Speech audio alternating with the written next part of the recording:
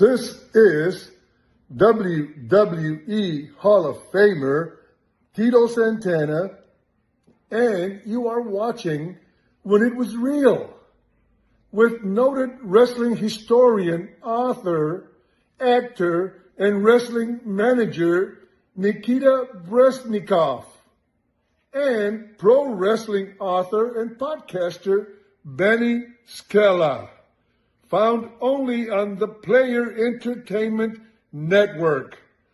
Arriba! Arriba, coño! Well, good evening, folks, and welcome back to a very special edition of When It Was Real, the show that celebrates the glory days of the WWWF in the 70s when professional wrestling was oh so real to us. Now, I'm just a kid outside the garden waiting to get an autograph, but the other guy, he's the main event, the one and only Nikita Breznikov. Nikita, how are you, my friend? You know, after I heard all that bullshit on that intro, I'm going to go count my money. I should be a rich bastard. Holy shit. What the hell are we doing here? Hey, guys, look, we're so excited tonight. We got Tony Garea, Johnny Rodz, Davey O'Hannon. Just turn on your television. It's Saturday and go back in time. And It's 1976 all over again, right? Yes, sir. Guys, thank you for being here. We love you. We love you too, Papa.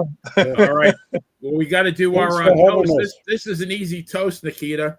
We're going to toast these three legends of professional wrestling who gave us so many thousands of hours of entertainment. Thank you, guys. Salute. John, you got your tequila? You good? Amigo, you good? I got my water. I got mine. Beautiful. Whatever works. Hey, Tony, I got whatever you want to drink. wine. You want some? green tea. Beautiful. All What right. does Johnny have? Is that sangria? No. That's good red wine for you. Red one. All right. Yeah, I got the Cabernet there myself. That's good. That's fantastic. Oh, yeah. ¿Cómo está, David? What's going on, John? I guess Talk to me, Papito. Talk to me. I'm going to sit in a couple of days. After the show, we got to coordinate some stuff here. Yeah. There's something going on that we probably should share, right? And when is that happening? Saturday night. Saturday night, Johnny and I are going to be at the College of New Jersey for an organization called Wrestle and Recovery, and I guess it's an organization that takes care of various addictions and sicknesses and illnesses. It's a good cause, and we're going to be signing some pictures there. College of New Jersey in Ewing, New Jersey, at 1 p.m. on Saturday. Very nice. How do you get there, Davey? What is it? You can't get there from here. Anyway, how do you get there? Let's see. Depends on where you live, I guess. Yeah, but I mean, if you're coming off 95 to 95. It's right in the Trenton area. So if you follow a sign for Trenton, you'll see a sign for a town called Ewing, and that's where it is. Ewing, New Jersey. College of New Jersey is a big place, so it'll be pretty easy to find. Well, God bless you. Listen, I got to do 100 miles first, and then meet the guy with the white hair, and then we go the other way. I think Tony and I resent that remark. Yeah. I can make fun of you because I got no hair. Wait till I tell my wife, oh yeah, well, I got the same color hair as Tony Garea now. So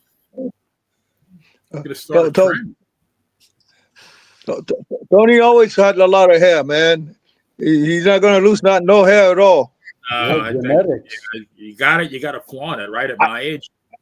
Hey, Tony, I lost my hair working with you and doing bridges and rolling around the ring. I didn't ask you to look good. Well, but that's okay, my brother. I always love working with you. You were the best, man. Well, likewise. Thank you, John. You were the best, brother. You were the best. I saw a match. I saw a match that was me, somebody else, and then Jacques, what's his name that was in New Jersey with the Monster Factory? Larry Sharp. Larry Sharp. Larry Sharp did not want to take a bump, so you picked him up and carry him to the other side. I said, Tony got mad. Tony said, "Wait a minute, you ain't gonna tag yet. I'm gonna carry you to the other side. You got to work a little bit more." I just saw it the other night, and I was cracking my ass up. Yeah. Well, I wait a said, minute. Tony did a little shooting. Well, you see these two guys I here. just love that spot. I'm thrilled to be here with all of you, but Tony and Johnny. Apropos nothing, about 5 hours ago, I had an appointment at a pain management place. What do you know? And we're going to do a little back procedure in October. And I just wanted to thank Tony and Johnny for being a part of that. I don't know how many bumps, but I said something to Tony in the ring one night, and he said, "Well, I like to keep my feet right on that canvas." Well, now I know why, Tony. Yeah. That's why he looks so damn good. He's walking straight. We're walking all bent down. Well, But you know what? I got a little time. I got a little time on you guys. I got a few more years on you guys. That's why. Yeah. Johnny, what year Quite did a you few. start? You started 65 or 63? Just the heavy year, just before 63. Okay. Wow. 60, and I did 63. My fourth match was in Madison Square Garden. Wow. That was my fourth, 1963. Johnny, I want to flash this up. Johnny sent this to me because now this was in Bricktown, New Jersey, right, Johnny? Yes. No. That was Madison Square Garden. It was on 8th Avenue and 51st Street. Oh, this one? I thought Ocean this was... Ice Palace. Oh, you That's all the ancient. That's the ancient Madison Square Garden. Oh, really? You're talking about I'm talking about the old garden, not the new garden, not 34th Right. Street. No, this one you're wrestling Miguel Perez. This is July 30th, 1965. That's when Tony Garea was born. Yeah. He's About older than 20 all of us years then, yeah. previous. But you know, He's still a young whippersnapper. the reason why I want that, you can't really see on the bottom, the tickets were $3 and $2. And, you know, I think WrestleMania this year, a 2-day pass was $16,000. No. Yes. And I'm, you know, what happened? Wrestling used to be a blue collar sport. People could afford it. Who could afford 16 grand? How did it draw? Was it full? WrestleMania? Yeah, was it? They were sold out. I tell you what, 16,000 a Nikita, person? my last job before I retired, I worked in collections, and it was all credit card collections, high balance credit card collections. I never asked anybody, how'd you run up the balance so high? I bet you're a bunch of them were wrestling fans and went to go see a SummerSlam or a WrestleMania, and they broke the bank. You had to. Son of a bitch. Right, that's crazy. Well, guys, the train station used to be 15 cents. Yeah. Well, we were there 20 years too soon. You got to be, something's wrong with you. You must have drank some wine before you came there, because it was a long too soon. Yeah, that's for sure. That's the Chinese Thank you. guy. Thank you, Tony, for catching that one. You're talking about the Chinese guy too soon. Honestly, We'll just not though, put you over, John. That's all. you guys made way less money, but there was a lot more wrestlers employed back in your day than there are now. Oh, yeah. Oh no, not a lot employed, and in a certain company there was a lot of every state. Well, that's what I'm saying, Johnny. There were so many companies, and each had their own roster. If you take the total of all of them back in the day, there's way more wrestlers were employed back then. They weren't making that kind of money, but they could make a good living. Well, in those days, whoever they put over the right way and got over, make it a good payday. The only thing is, no matter how much you make or how you made, it was a long ride on the road. So you take it. No matter if you make a lot of money or didn't make whatever you make, you're still gonna have to do the road and the road and the road. It's not like today that you go good contracts and they just pick who they want to do. It's a lot of. It's a million times different, right, Tony? Oh, yeah. I mean, we used to ride, we'd get 4 guys in a car and we'd pay the Wait a driver. minute, but Tony. Let me correct you. Yeah. You're 100% right when you started with the 4 guys, but I remember me going down to 42nd Street and meeting Arnold Skaaland. He's got the big cat. I like the big blue cat. I like it. He always loved. And there'll be one cowboy in the front with him, and then 2 in the back on each side, on the left and the right. And Johnny Rodz, the little guy, they'll be in the middle, and they'll be trying to talk to each other in the front, and the elbows will be hitting there. That's why I had big elbows. Or big shoulders, I mean. Hey, that's how we used to travel, and for miles and miles until I got pissed. I said, guys, if I'm gonna have to charge you with the, some kind of fare for using my shoulders and elbow, or the elbow. That's the way I used to travel from 42nd Street all over the place because a lot of guys didn't have cars, and the guys that came in and stay in town, they ride down to Scala for 3 cents a mile. Yeah. Yep. You remember that, right, Tony? Oh, yes. I remember one time we were going to Washington and Arnold said, why don't you come with me, kid? And I said, all right, where should I meet you? So I lived in New Haven and I met him in White Plains at his house. And then he said, oh, we'll get some beer and some Jack Daniels for the ride home. Oh, yeah. And I said, I don't drink Jack Daniels. He said, yes, you do. I was goofing with him, I said, no, I don't. He said, yes, you do. Remember the time we got, and I said, oh, you're right. Yeah. So he was happy to have a couple of beers and a couple of swigs of Jack Daniels, and he chewed tobacco and he never swallowed. He swallowed it, is right. He swallowed it and he drank with it. Oh, Tony, you're so right. Tony, you hit it right on the head. He used to have he'd have a cigar in his mouth, a big chew on the other side, and either Jack Daniels or he had Rock and Rye, and he would drink it and swallow the chew and smoke the cigar. And oh my God. Did he have like a cast iron stomach? Jeez. Oh, can I join in? Can I join in the chewing the tobacco? Join in, Johnny.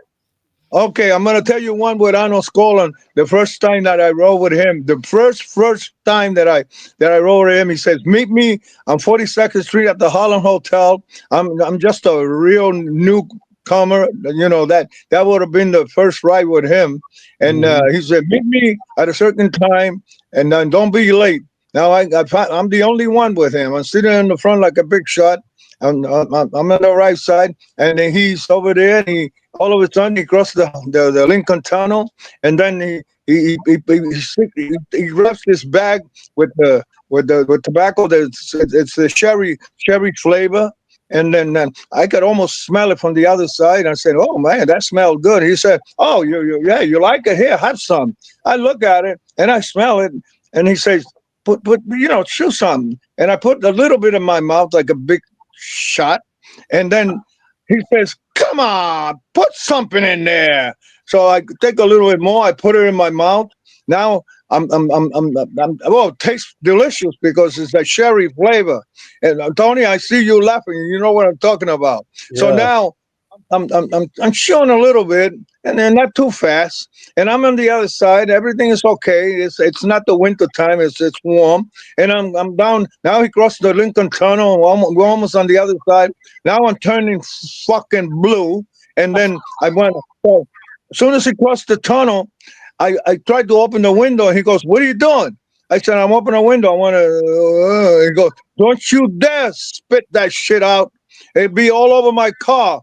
I said to my wife is laughing over here, and I said Then, what am I doing? He said, well, swallow it. It's good for your fideles. You know, fideles in Spanish is spaghetti. That means your tripe. I said, you got to be kidding. He said, yeah, that's right. Look, I swallow mine. I said, well, I can tell you what, guys. I'm not a chicken, but I swallowed the motherfucker. I turned blue. I turned every color, and from there on, I never chew that whatever you call it with the cherry flavor. That happens to me with Arnold was Arnold was the picture of health. I mean, Jesus. He was a tough character, though. Oh, he was. He was He in was a tough Austin's Raiders when he was 17 in the Second World War, and he got bit by that malaria mosquito. And I seen him one time because it comes back on you, and he was there shaking and sweating. Oh yeah, yeah. It was that malaria come back on him. I felt bad for him. But he was a no-nonsense kind of guy. Great guy. Tough. You don't make him tough like that today. Well, he was in the war. Yeah. He was the when I started in the business, he was the tester for everybody to come in. Yeah. For a year and a half, he kicked my ass. And after a year and a half, when he knew that I could take his job, then I was the one that used to grab every son of a bitch that came in town for the first time. And that includes you, Tony. I know. I have to have my right arm replaced. Hey, Tony, I can see your white teeth. Now. Huh? I can see your teeth laughing. Hey, Johnny. Hey, wait a minute. I don't want you to get ahead of me, Mr. O'Hannon. Get a load of this, Tony. You wasn't around. I don't know if you were there that night, but Mr. Davey O'Hannon comes in on the other side. I have no idea who his partner was, but I'm on the other side with Jack Evans, and Jack Evans can't see. It was Pete Sanchez. Oh, it's Pete Sanchez. Okay, but Jack Evans, rest his soul. I remember he was in a bad mood, and then 10 seconds later he was in a good mood, and then he was in a bad mood. Yes. Wait a minute. Now Jack Evans says to me, "Who's that new guy?" I go, "I don't know." He says, "But because Jack Evans could not see 10 feet away from him, and he was with the Coca-Cola bottle glasses." So I said, "I don't know." But then Davey is on the other side, and he's eager to go over there and beat the shit out of everybody. And he, all of a sudden, the bro just really can be. Here he comes, the freight train, and Davey, Jack says, "What the heck is that guy going?" I said, "I don't know," but I held the two ropes, and he walks right into my fucking boot. He leaned back and he put his foot up. So hey Tony, he never let me forget that. That's how he got his good looks. He's been getting it even with me since then. Well, that's what happens when you weren't smartened up back in those days. So little by little, you know, you had to learn. So I learned from, you know, poor Tony got a dose of the wrong side, and you know what the hell's good, because I said Don Jardine said, "Hey kid, you know, you grabbed him on the right side, better go look again." You know, I didn't get to see Tony too much after that because I went back to Kansas City, but different now, I guess. Like I said, no wrestling schools then. You had to get lucky. Maybe an old timer took you on the side and said, "Meet me at the gym," or you know, just gave you some pointers, and that's how I learned it. Yeah, you guys are talking about Arnold Skaaland, and I remember a story that Davey said, because I started watching in 1968, and that's when the Virgil Kentucky Butcher came into the WWF, John Quinn, and he was destroying everybody. I think he called it a whammy, which was the pile driver, and so then he wrestles Arnold Skaaland on TV.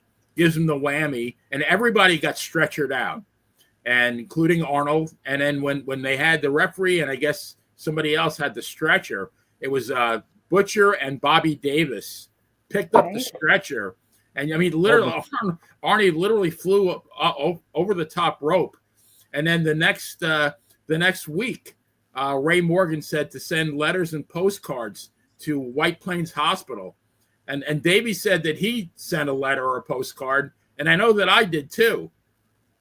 Yeah. That's how real it was. I wrote the guy. I wrote him a letter. I hope you feel better. I'm really sorry, that happened to you, and sent it to White Plains Hospital. You know what? Like Tony said, it's so different, and Johnny said it's so different. We were just so dedicated to make the people believe. So, I mean, I know these two guys, I can speak for them with this statement. There were no cartoons. We went in there to wrestle. If you worked for a guy in St. Louis named Sam Munchnick and you were a new guy, he'd say to you, listen carefully, you're in the ring to win an athletic contest. You're not there to argue with the fans. You're not there to intentionally get disqualified. Of course, if it was part of the program, that was it. But you went in there to wrestle. So, there was no nonsense. And the fans believed because we believed in what we were doing. We believed in what we were doing, and we were serious about it. And, it was so, like, I don't know anything about it now. I don't watch it. I couldn't even tell you who works for the companies. I haven't seen it, and I'm not interested. No hard feelings. I'm not jealous or anything. It's just, and the guys now are absolutely phenomenal athletes, but I'm not sure that they're wrestlers. I'm not sure. I don't know about the athlete part. I don't know about the athlete part because, man, they're young and then we're old. So I don't know about that idea. I mean, I see Tony.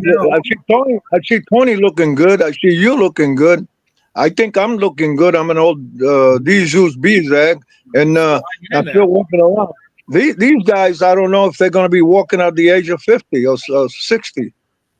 Well, yeah, they're gonna learn that lesson. Well, I tell you what, I see it sometime, and I said, I'm glad I'm not in it. Oh yeah, me too. I remember I think it was Strongbow. He said the people out there don't feel the punch, Yep. And I was. Let me see, it was probably about 25 years ago in Houston, and they had a Night of Champions. This was Vince's pay-per-view, and they brought Rick Martel in, and we sat at ringside, Rick and I, and Snooker and Sarge were wrestling, and they were wrestling Deuce and Domino, and they made a little reference to us, like, are we still alive? Last time I see you on black and white TV in the beginning. And then when the match was over, they attacked Snooker and Sarge. And that was our cue to go in. Well, I went in and I told the guys, I said, it doesn't make sense for us to attack you. You'll see us coming, so come to us. So we're on the defense. And I blocked Deuce, and I hit him with a punch, and the whole world exploded. He went right down. I mean, oh my God. That was the beauty part of it, Tony. Yeah, he sold it. And about 3 weeks later, one of the security guards said to me, he said, you really hit Deuce with that punch the other night in Houston. And I said, no, I didn't, And then I got hold of Deuce. I says, when you walk past Jim, grab his jaw. I said, Jesus, it still hurts. Yeah. Well, we were serious about it. We were serious about it. Well, we put each other over. Yeah. In order to make people believe. I had some boys believing me. I'd wrestle. I remember one was in Boston, and I come back in the dressing room. They said, are you all right, Tony? I said, yeah, I'm fine. But they were concerned because I was doing such a sell job. I did it with one of the guys at a San Jose pay-per-view. I don't want to mention his name, but I went down to get him, and I said, just hold your head. I'm not going to carry you out. Put your your hand on my shoulder and follow me. And do not look at the crowd. And then I told him to stop. I said, stop, rub your head, don't look at the crowd. And I convinced everybody backstage, or he did, listening to me, that he was hurt. Yes. And they said, well, that was stupid. And then I said, I told him to do it. And they told me that was stupid. I convinced 15,000 people in the arena, right. and God knows how many million watching it, that he was hurt. And then I was told it was stupid by the future of the WWF.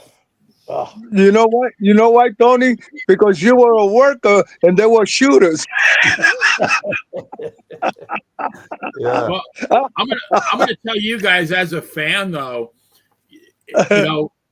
I feel sorry for the fans nowadays because number one, you got to pay through the ass to go see a wrestling event, which we didn't have to do. But number two, they will never ever have the same emotion that when they go to watch a match that I had when I watched you guys, because I felt everything. I felt the emotion. It was now it's a joke. Even the heels now, they'll sing along with their entrance music. Oh, I mean, there was no entrance music. When Toru Tanaka walked past me and glared at me, I about shit my pants. Yeah. Hey, Tony, my wife is sitting over here next to me, and you guys are making her laugh like crazy because she understands all the bullshit.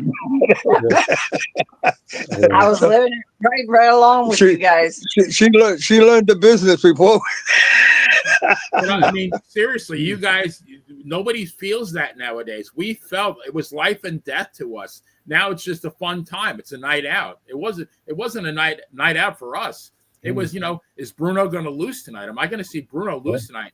Am I going to see, something horrible happen to one of my heroes? And I really believe that. It's fun and games. I mean, it's still, it's a very good athletic product, but as far as the emotion that it evokes, there's no psychology in it anymore. No story. You got that right. You're talking about Bruno. We were down in Baltimore when he lost to Superstar.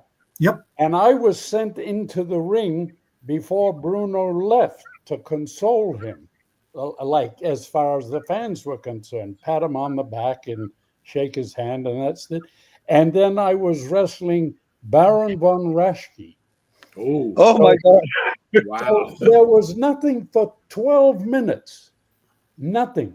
And he had my arm we done the usual start, reverse, boom, boom. And then he got my arm.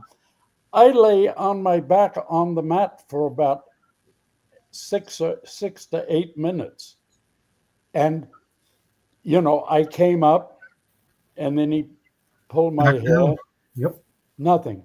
Then at 12-minute mark, they reacted. We looked at each other and we said, we got him. We got him as well. And then for the next 8 minutes, it was like the main event. And I give all that to Raschke, as a heel, because I said to him, you got any ideas? He says, let's play it by ear. And that's what we did. Tony, can I bring you back? Can I bring you back to a place that you and I work? And we had I don't want to call it a riot, but we had plenty of chairs in the ring. Do you remember that time? No, I don't. Okay, so I'm going to bring you back to Dubai. Oh, yeah, I remember that. Yeah. Okay, can I say what happened, Tony? Tony and I, it's a tag team. Tony and I, we go in the ring first. And then we start to do the regular, like Tony said, the regular lock-up and it's regular bullshit. But we don't know that crowd because that crowd is not the crowd that we have here. And then I got the wrist lock or whatever the heck I had, or Tony has it. And then I start to grab his head and then start to touch his hair. And he's got plenty of hair. So I figured, well, this is one way I'm gonna get some heat for these bastards. So I stopped pulling them a little bit, and then they were quiet. All of a sudden, we hear some noise going on, and Tony goes, "Oh, do it again, do it again." I start doing it a little bit more, and then we start hearing more noise, but we keep working. And then, I'm selling my shit. He's selling his shit. I catch the hair again, and then I pull a little bit more, and I hear a lot of noise. Tony said, "I think we got him, John. Do it, Johnny. Do it." I got him. I took him down. Guess what happened? About 50 shares were in the ring, and that was the end of the match. Oh, jeez. Yeah. You remember that one, Tony? Yeah, I do now that you mentioned it. Yeah. Yeah, I don't know who you. I don't know if it was SD Jones, your partner, who the heck it was, but we were alone. All I know is that was the end of the fucking show. Those people are for real. They didn't have no idea about pulling hair or doing whatever. They're for real. They were real. They were the real fans. We didn't have to work too much to get. Yeah.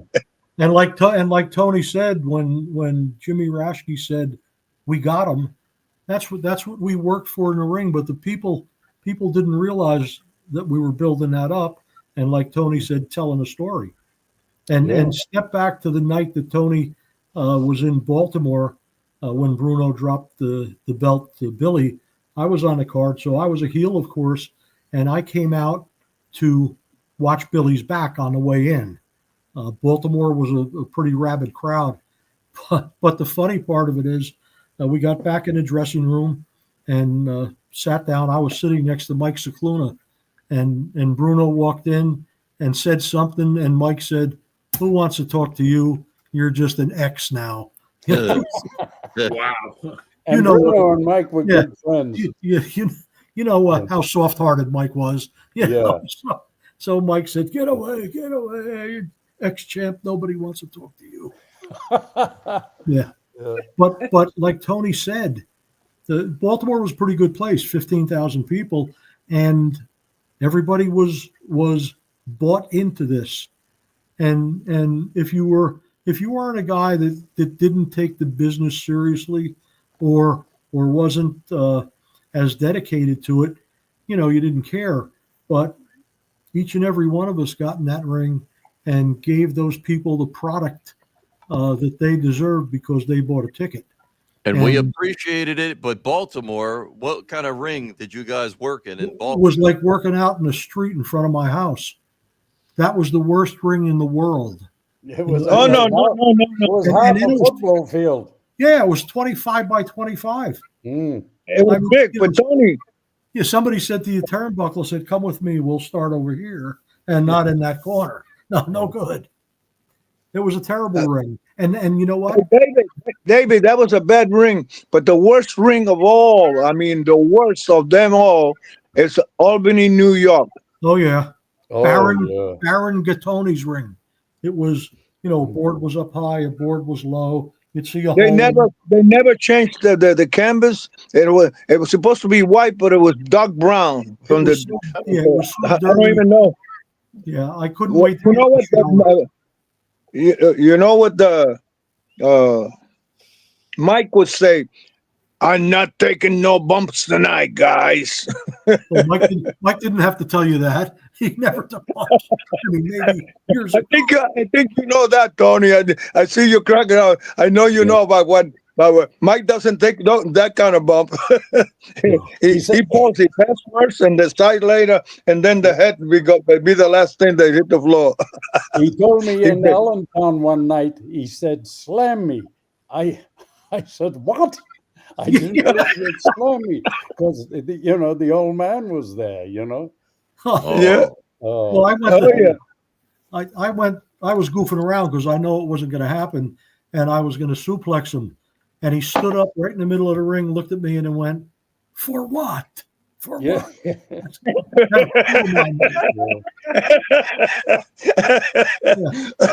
That's Mike. Yeah, Mike, that was a back drop. He'd say, "Yeah, well, that was a kick. So forget it." You want to suplex him, you better get a crane. That guy was like an alligator. He was an alligator.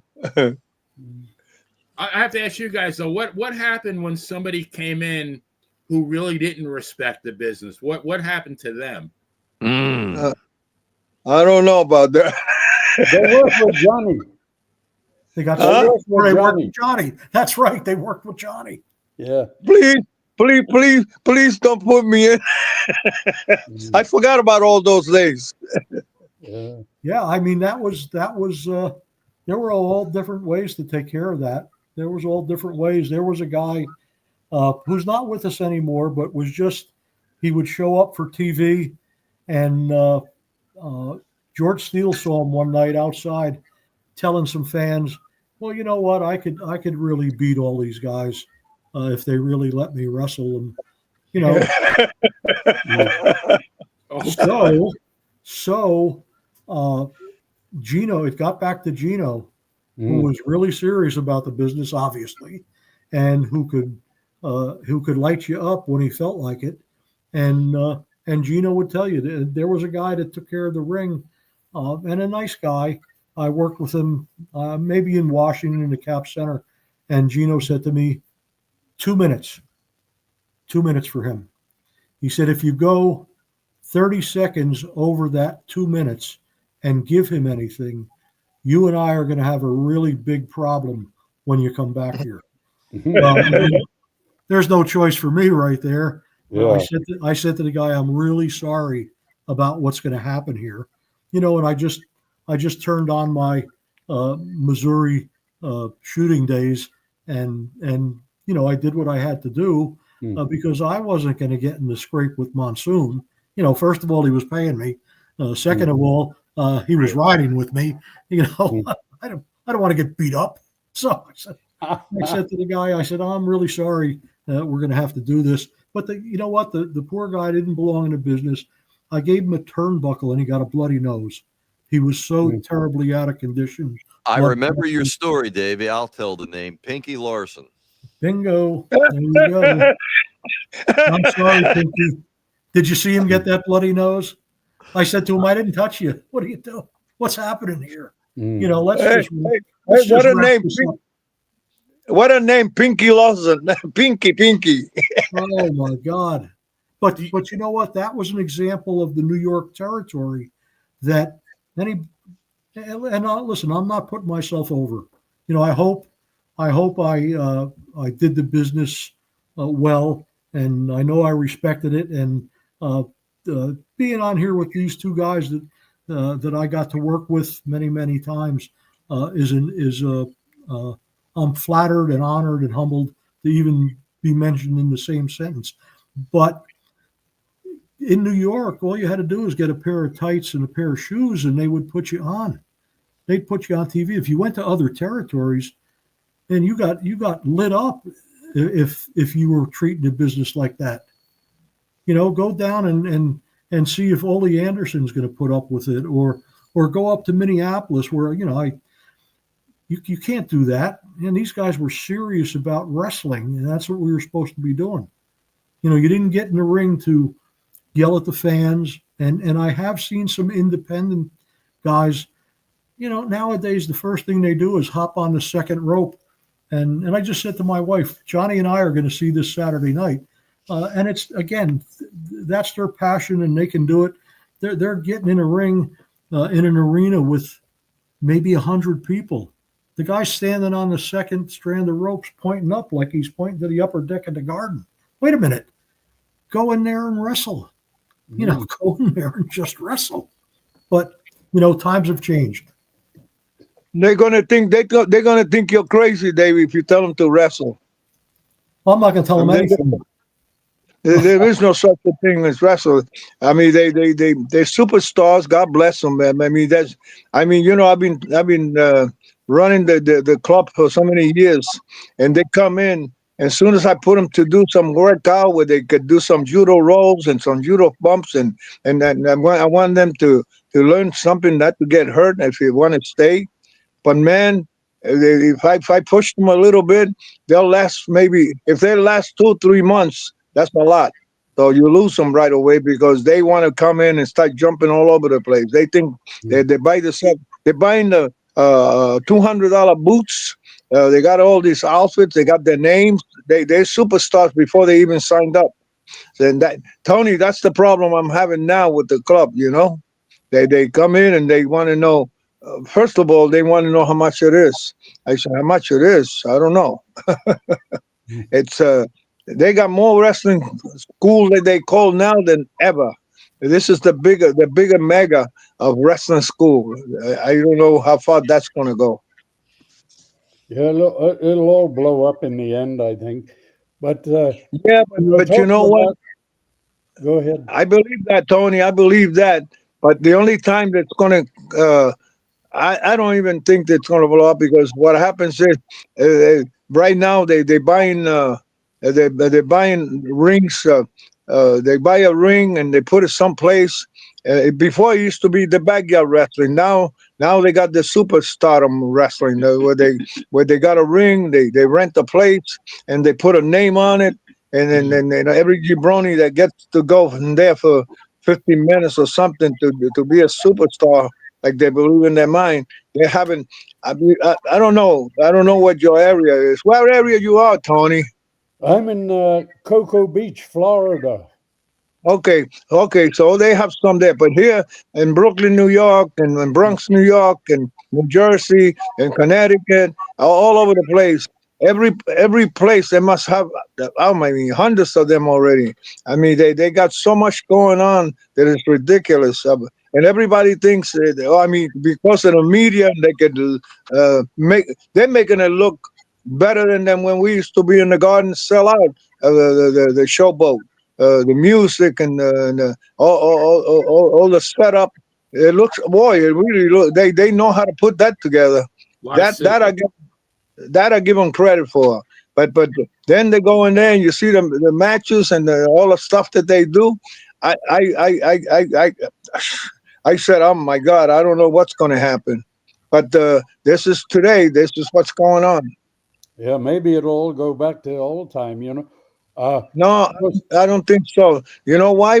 Because the main event, which is the big ones, they're making so much money now, so they're letting it happen. Before we used to have moolah, and remember, Tony, we used to have moolah and the girls. Now we got the Playboy girls. Yeah, and they're headlining. They had their own pay-per-view, I think, the girls. You could bet your butt on that. They more stars now than the guys. Benny, you got a question? Well, I this has been bothering me. There was a guy, and none of my friends remember this guy. He wrestled, I think, in the early 70s. He was a little guy, and they started giving him a little bit of a push, and then he disappeared. He wrestled in bare feet. His name was Basil Bata. Wait a minute. Who brought that in? No, Who said that? Benny remembered him. No, I remember him, and then what happened to him? He just disappeared. No, he went that night. That night he was in Market Street Arena that night, and he finally was in, and he used to make pipes, beautiful pipes. I mean, bone pipes. I guess he was used to sell that stuff. And the guy was maybe. I don't know. I know he was no bigger than. He was very small guy. I don't know if he weighed 200 pounds. But Basil Bata was in the dressing room, very happy-go-lucky guy, very friendly, and he's got these pipes and everything. And Mike Cicluna, he smoked pipe. That's his pipe, you know. And then now he's working with Mike Cicluna. This is the old Market Street Arena. But you remember that, right, Tony? Where was that? 46th in Philadelphia. Okay. Arena. Oh, yeah, That's where we worked on yeah. TV, Yeah. Very old arena, and that was a famous arena one time. So what happened is, I was there that night, and then the guy's walking all over, very happy-go-lucky guy. I don't know, he comes from South America somewhere, and he's a very happy guy, very friendly, and then he's got these beautiful pipes. And Mike, who smokes pipe, He said, "Okay, amigo, I'll give you this pipe." And bone pipe, but probably expensive pipe. But he wants to get over, so he gives it to Mike. Mike grabs it, and he's got it. But he's working with Mike. No, Mike. So I think the gorilla goes in and tells them, "La la la la la, you're working with him, blah blah blah blah." And the guy says, Mike Cicluna says, "What are you doing? What kind of high spot were you doing? You're talking about a high spot." He said, "I want you to bend down, like I'm gonna jump on your back, like you're gonna give me a backdrop. I jump in your back. I'm gonna do the ducksy do, and then I jump off and give you a drop kick." And Mike says, "Oh, that's what you're gonna do? Okay." When he did, I watched this for sure. I make sure I didn't miss it. I watch it when he went to the rope and he coming back. Mike bent down when he's coming. Mike just clotheslined so hard that he went in the air. He did 3 swings and landed in the. Mike just put his foot on it, beat it 1, 2, 3, and then walked out. Mike, he said to Mike, "I'm going to dance on your back." Yeah, you're gonna do the twist. He's gonna do the twist. So Mike said, "Okay." They got in the ring.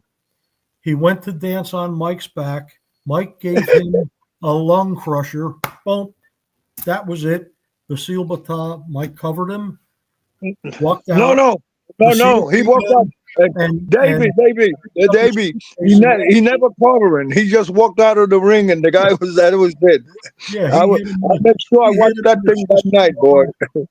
He picked up his suitcase, put the stuff in, and that was the last we ever saw. That was it, huh? We never saw him again. I never forget that night. And you had a good memory. Basil Bata. That was his name, Basil Bata, amigo. I love listening to Joe McHugh say Basil Bata. Like, yeah, that's the way he used to say. My name is Basil Bata. Well, that's been a story forever after that. We're talking about, I don't know. Hey, what do you think? Maybe 50 years ago? More than that. I don't know, man. It was a long time, that's for sure. I worked with Tony in 1972. However many years ago that was. 53, yeah. 53, yeah. God. So who worked with each other for the first match? Who was it between you three? Who worked with? Who had the first match with each other between you three? Hey, Tony, I almost shook on that one. Tony, how many times you think we work against each other? Oh, I don't know. Must have been a couple of thousand times. Had to be. We worked everywhere. We worked on TV. Hey, Tony, I like to get a quarter. I like to get a quarter for all the time that we did miles in there. Huh? Yeah. Amazing. But I'm going to tell you something, and this is not a put over. Whenever we go to TV or whenever we are someplace that we have to work together, and I look up at the wall and I see that we working together, that's when I go down and lay in the corner and relax, because I don't have to work out. Unless you had a rough partner that wants to beat me up or something. Because I never had any problem with working with you, because same way I went in, that's the same way I worked out. Yeah. That's it, man. You know, I think we all had the luck of working with experienced guys, and well, I can say for myself, I followed them, you know, but I couldn't work the same way with George Steele as I work with Davey. You know, I had to change my style with those guys. Yeah. But then, you know, if I had a guy with Johnny, we could do high spots, and you know, like with Fuji, we could do high spots. With Tanaka, I had to change, you know, my style a little bit, because you know, Tanaka was a great guy, and as Fuji was, you know. But I was learning from those guys. And then there was Stasiak, Stan the Man Stasiak. I worked with him a bunch of times. It was a night off. as we call, as Johnny and Davey were. They were nights off. Yeah, and we could do a routine. We could do a routine for 15 minutes. Yeah. And the people people bought into it, and they were dead serious because we didn't do any cartoons. Yeah. It was all Mike Sharp was another one. I used to be so entertained with him. Even the Iron Sheik. Oh God, I'd be in stitches laughing. Yeah. And he'd be beating the shit out of me, and the crowd would be booing the hell out of him. And I was so entertained by him because it was just ridiculous what he did, as far as I was concerned. Now, somebody just put up a message that Rodz and Estrada should have got a tag team title. But I'm going to take you back, Johnny and Tony, September the 18th of 1982 at the Spectrum. Johnny Rodz and Jose Estrada beat Tony and Steve Travis. Johnny, what a hell of a three-way that was, huh, Tony? Yeah. I really enjoyed that match forever. Oh, well, yeah. people, Tony, because I don't know, you and Rick Martel, they couldn't be top, but then Rick was gone, so they tried you with Travis, and it's like, not so Tony was the leader of the pack. It was easy. I think I told a story the first time Rick and I worked with the Wild Samoans, and I said to them, I says, well, I like it to be easy out there. So I gave them a scenario of my philosophy of how it should go. So they said, fine. And we came back after the match and they hugged both of us. They said, brother, didn't know it could be so easy. And we had them rocking and rolling. Yeah. That's right. That's right. That one that you mentioned, and Tony and I, and Travis and Tony and me and Jose, we did so many freaking high spots. Then the funny part about it, that all we did is go one-on-one, finish two finishes, and then make the rest. And we didn't have to talk about anything. Just all we had to do is just work. Yeah, see you in the ring. I would say, talk about what? Let's just go over there and entertain the fucking people. That's what we're here for. I mean, I've seen the independent guys talk to each other for 45 minutes. Oh no! All this stuff, and I said to it, Manny Soto and I and Dick Worley, rest his soul, were invited someplace, and we're sitting in a dressing room, and I finally had to say to one of these kids, well, how long are you guys going? Oh, I don't know, about 15 minutes. I said, you've been talking for 45 minutes.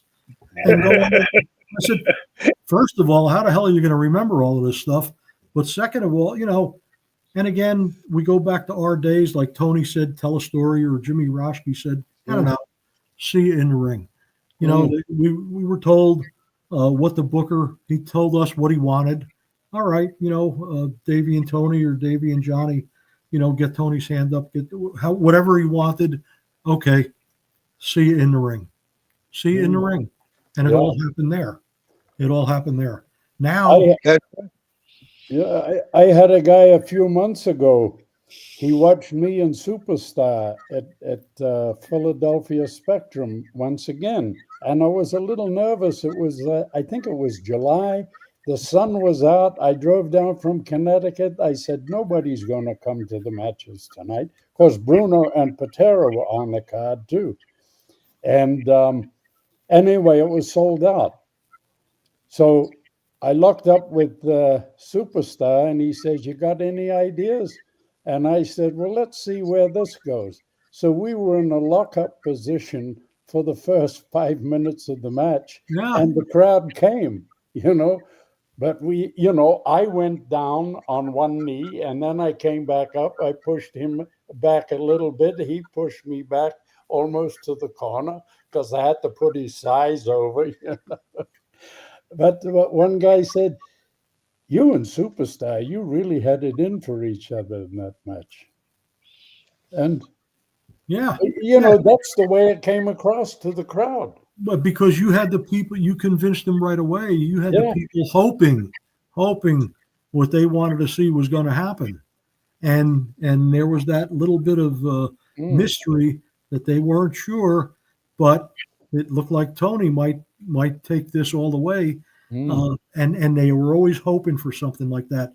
And what we did was we kept doing that, and that's, you know, a lot of us would get down close and say, okay, we got him. We got him. All you had to do was bounce a little bit. You know, if you got a nerve, bounce a little bit. The heel one time could go, shut up. Okay, that's it. There we go. No problem. You know, a couple of false finishes, but the people were invested in it. The people were invested in it, and that made us feel good. We did our job. Yeah, I worked with Harley Race in the Garden, and he was the NWA champion. And I said, oh, my God, you know, Harley Race. I said, what the hell? And I just said to him, I said, Harley, just call it out there, you know. Yep. And it's the first time we worked, and it was fine. People, you tore the house down. Yeah. And Tony, that was the holiday show, December the 18th of 78. It's bigger than putting you in with Superstar. The company had to be behind you to get you in there with Harley Race. That was great. Thank you. Well, you said it, Nikita. Whenever you must have watched every. I don't know. You got the most. I never seen a person with more posters than my life. You got every one of them, my friend. It meant so much to me. Like that match Tony talked about, July the 9th of 77 with Superstar. I know you got the time. I know you got the time. Every time I see him, I said, I don't believe this. He's got posters from everywhere. Listen, I hate to bring up bad news. I was an abused kid. My father was an alcoholic. You guys saved me. I could turn on that television and my world was changed. The arena was Christmas every month. Thank you. I mean, it meant a lot to people's lives. It really did. Mission you deserve to be in the Hall of Fame with us, brother. Oh, thank you. That means everything. There we go. Yes, that means as a matter of fact, I don't know if you guys know. You're one of the one and only. And had me put into the George Tragos Luther's Hall of Fame in Waterloo, which I've been going there every year for about 5-6 years now, or maybe longer. I've never been. I was told it was a good to see some old timers there, which is good, and they get to see this old timer. There's not many of us left, Tony. Don't put yourself over such an old timer because you don't look that old timer. You look pretty good. How old is he? Well, you look pretty good, Tony. I'll be 79 on next Saturday. Wow. Well, I'm going to tell you early happy birthday and God bless you and a lot of blessings. I already got a whole bunch of years. Don't send me any money. I won't accept. No, you won't, will you? Which reminds me of a story when Joe Scarpa, Strongbow was in his later years. You know, I used to talk to him 2 or 3 times a month, and I said, Joe, I said, I got a problem. He said, what is it? I says, remember you told me to put money under my mattress? You know? And he said, yes, Anthony. He used to call me Anthony. He said, and you did it, right? I said, yeah. He said, then what's the problem? I said, my mattress is 8 inches from the ceiling. I can't get in bed. Tony. Tony, my wife is sitting behind me. She's over here peeing in her pants. Depends. Yeah. Very good. That's funny. That's funny. That's really funny, Tony. Oh my God. We had a few high spots. There was another spot, Strongbow and I, as agents, you know, I used to drive, and I had a Cadillac, a rental, and the key used to get locked in it, if you closed it and walked away. So what I did, we stopped in Binghamton for gas at like a 7-Eleven type store. So I took the clicker off the key and I left the key in it. And Strongbow went to the 7-Eleven and I filled it up with gas. And then I went to pay for it. And Strongbow walked out and he goes to get in and the car was locked. And I heard him, he yelled, "Anthony!" Yelled across the parking lot. And I walked out. I said, "What is it, Chief?" He said, "You done it this time." Oh. I couldn't help but laugh. Oh God, I got the car was still open. Yeah, well, I had the clicker so I could open it, Yeah, sure. Oh, funny. Talk about him. He's a character. Yeah, Tony, so many stories, huh, brother?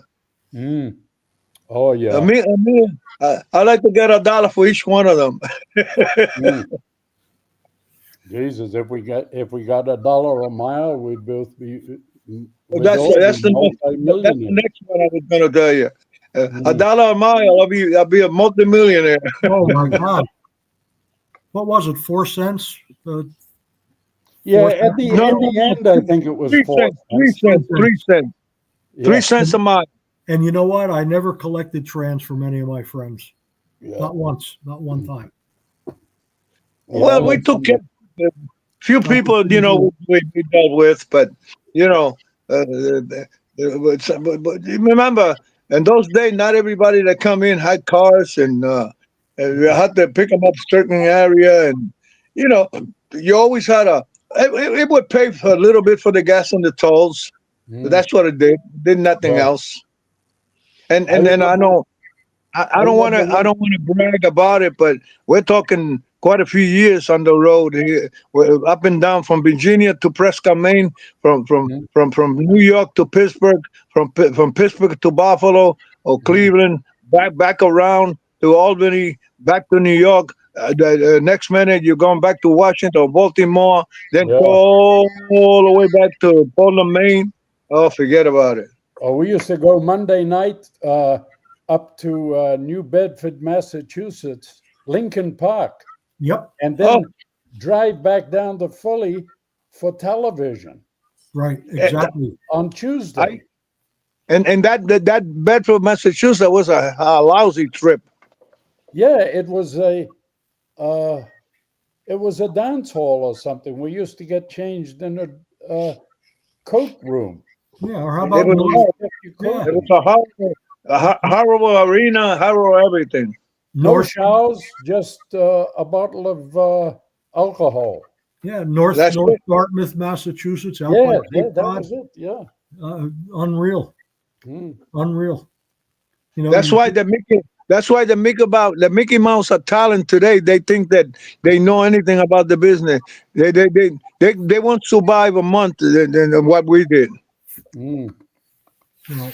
Davey, I have a question for you though. Davey, like when you were younger, how important were those car trips? How much did you learn? How much did you learn? Listening to a Bruno or Dominic DeNucci or Johnny Rodz, driving for 3 or 4 hours. When I first came into business, I was a fan, and I was lucky enough to bullshit my way into the business out in Missouri. And out in Missouri, my first 3 matches, like I said, the first one was with a guy named Joe Scarpello, who was really a great guy, a nice man, shooter. And the referee was Ronnie Etchison, old timer. And again, I wasn't smart. So I said to, when we got in the ring, because they thought I was already in the business, I said, "Are we shooting or working?" And I heard Ronnie Etchison say, "Oh, Christ, here we go." So that was that. My next 2 matches, the next one was in St. Joe, Missouri, with Lou Thez. And you might have heard his name. Yeah, you might have heard his name. And he wasn't terribly thrilled with new guys in the business. But he said to me in the dressing room, I heard you know how to shoot. I said, well, Mr. Thez, I know how to wrestle.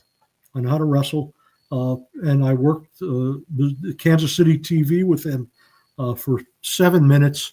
He didn't hurt me, but he let me know that he could if he wanted to. Mm-hmm. And Bob Geigel said to me, you want to come back next week or tomorrow? And I said, sure. And I went to Waterloo, Iowa, and I worked with Danny Hodge. Oh, my God. But the point is, that's even worse. And I survived. But the point is that when I was in the car with the old timers, I would ask them questions constantly. I'd ask about different guys. I still do it with Johnny. I'd say to him, do you know so-and-so? Did you work with him? What was he like? Because don't forget, I was a fan that was just watching and really was only half smart at the time. When I came back from Kansas City and Skaaland said to me, oh, you've been working in Kansas City? Well, sure. Little did he know that I still wasn't smart. And he said, Tuesday night, Philadelphia Arena, TV, we're talking whatever it was in 1972. And I'm standing there when he asked me, are you a heel or a baby? And I said, I don't know. I guess I was big and ugly enough to be a heel.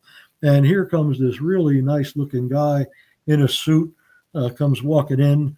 It turned out to be a guy named Tony Garea. And Skaaland says to me, you're going to work with Tony, get 6 or 7, get his hand up. Okay, I could figure out what that means. And and like I said, after you have so many matches in so many different places, they all kind of, unless they're really outstanding, they run into one another. But I think I remember Tony a couple of times during our match going, like looking at me and saying, what in the world is this guy doing? And that's when Jardine smartened me up to right side and left side. I had no idea. So when I was new in the business and I was in the car with either Bruno, who I was very close with, Bruno and Dominic and Mike, and I'd ask them questions constantly. And, I actually asked Bruno what Jerry Graham was like. Because don't forget, I watched Jerry Graham when I was a kid. He was a superstar. 5 years later, I had a personal problem with Jerry Graham. And that's when he got fired in New York for what he did up at TV. And so a year or two after that, I ran across him in Amarillo when I was working down there. And I settled what I had in my mind with him. Maybe not the right way, but, I thought he got what he deserved. But I would ask about all of these guys. I would ask questions constantly to see what it was like. Because don't forget the history. You could get an education. You can get an education, and you'd go, and if you watched enough matches, you'd watch a Tony Garea, who was an absolute artist in the ring, a master, or Johnny, who was a master in the ring. If you watch these guys and said to yourself, oh, maybe I could steal a little something and try that. And the guys in the business, as long as you had a decent attitude, were good enough to help you out with that. And like I said earlier, they'd say, do you mind a little constructive criticism? Come with me. Why don't you try this instead of that? Or try that, and show you how to do something. So, yeah, I constantly asked them questions. And, then I was flattered after I was in the business for some time that the newer guys would ask me, So it was always a learning experience every single night. When did you feel like you'd made it, Davey? That you were actually like, man, I got this. I can handle it. Nothing will surprise me. I can do anything. Well, I guess getting booked in the Garden, and I worked in the Garden a lot of times.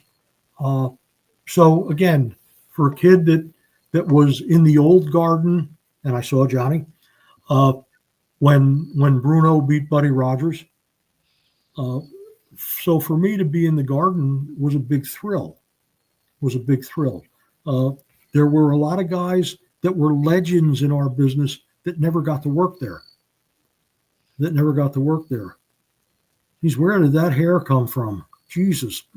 But, so that was a big thrill. But don't forget, New York had a whole bunch of big arenas.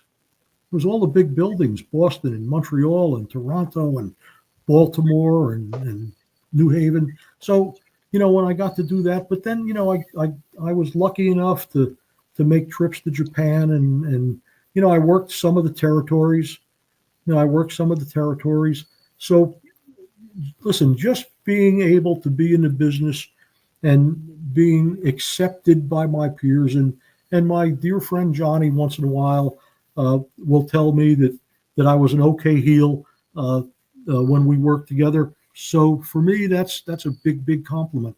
When Tony says, we had our own little language amongst the, night off, or if you walked in a dressing room, somebody said to you, sounded good. That was good. So that felt good when that stuff happened. So, for a kid that wanted to be a professional wrestler, those things are, they'll never leave. Very good. Yeah, it sounds like, money aside, you guys took a lot of pride in what you did, and you really cared about the art you were creating. Well, yeah. Well, can I say something about Jesus Christ? Go ahead. The way David's talking about heel or baby face or who you are or how do you know how to work. One time I was at the Spectrum. Java. I was at the Spectrum, and then I'm working with Mr. Saito. And Mr. Saito, as you know, Tony, very serious man, right? Yeah. Very, nice guy. I would say a hell of a grappler in my way.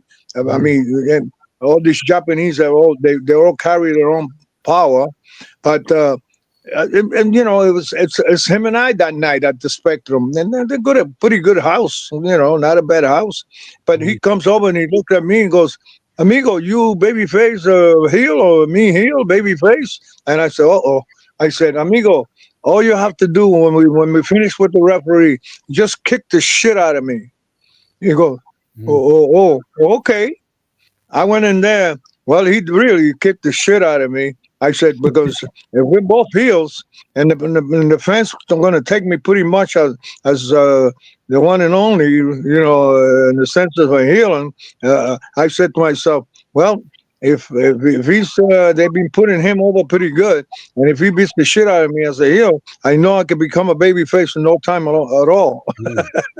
Well, if that happened, boy, he gave after he beat the shit out of me, and I won't stop. I will let him continue.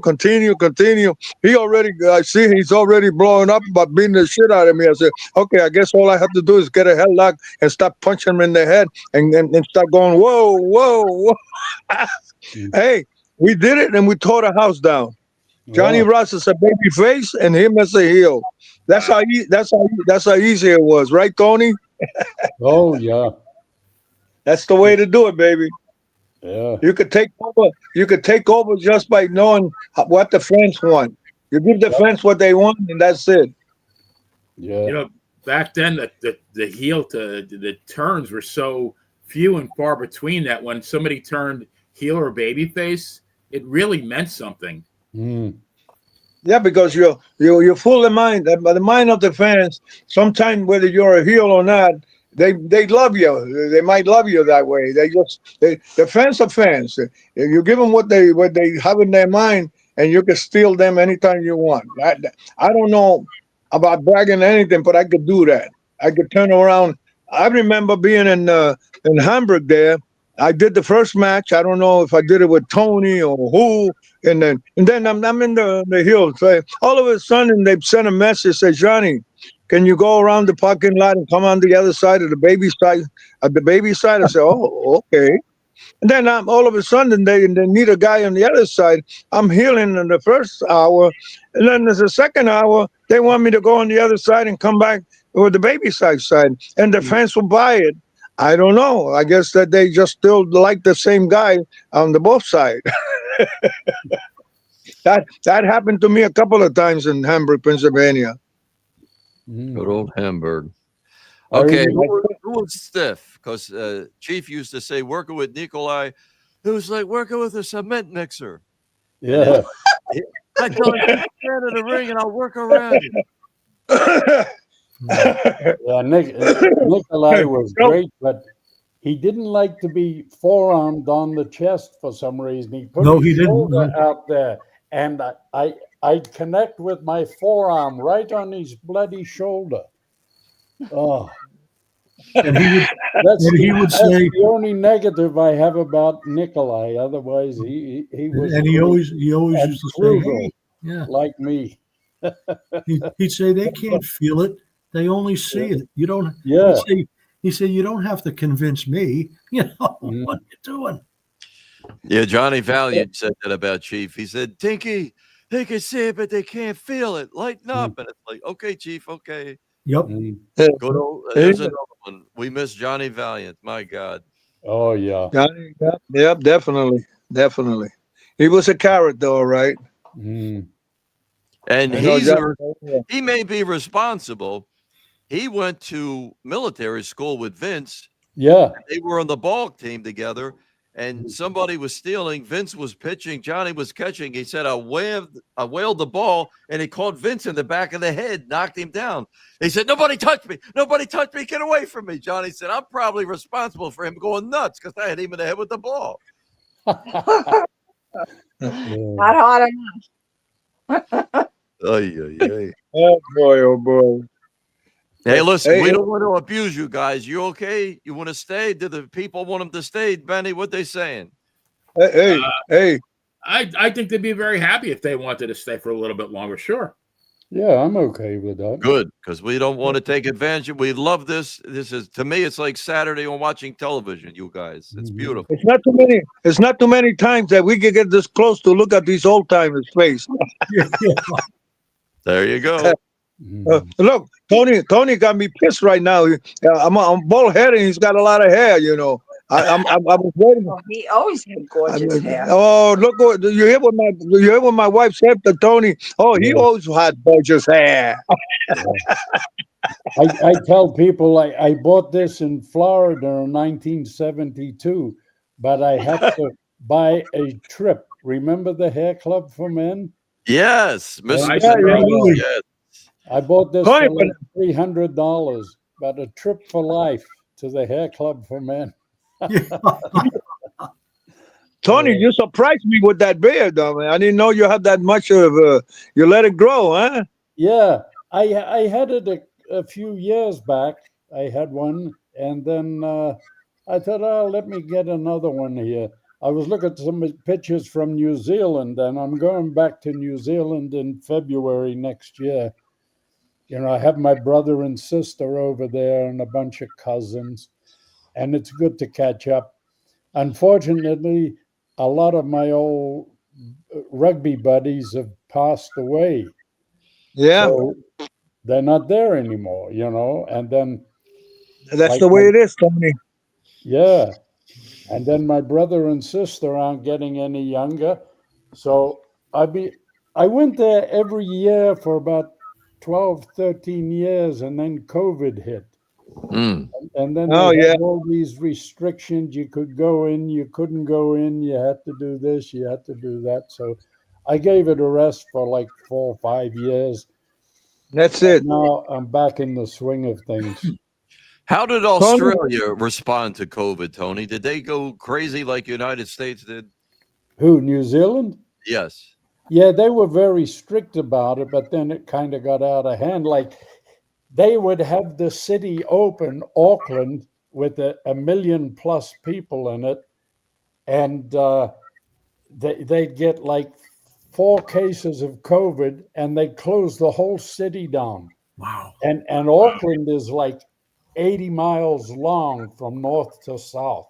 It's not that wide because you've got the Pacific and you've got the Tasman Sea on the other side. So, and then they blame a lot of things because of COVID, you know, well, this happened. Why did this happen? I question them. And they say, well, because of COVID, you know, which is a bunch of BS as far as I'm concerned. But I agree with you, Tony. They were pretty. I agree with you, my friend. Yeah. They make a lot of money with that shit. Yeah. Oh yeah.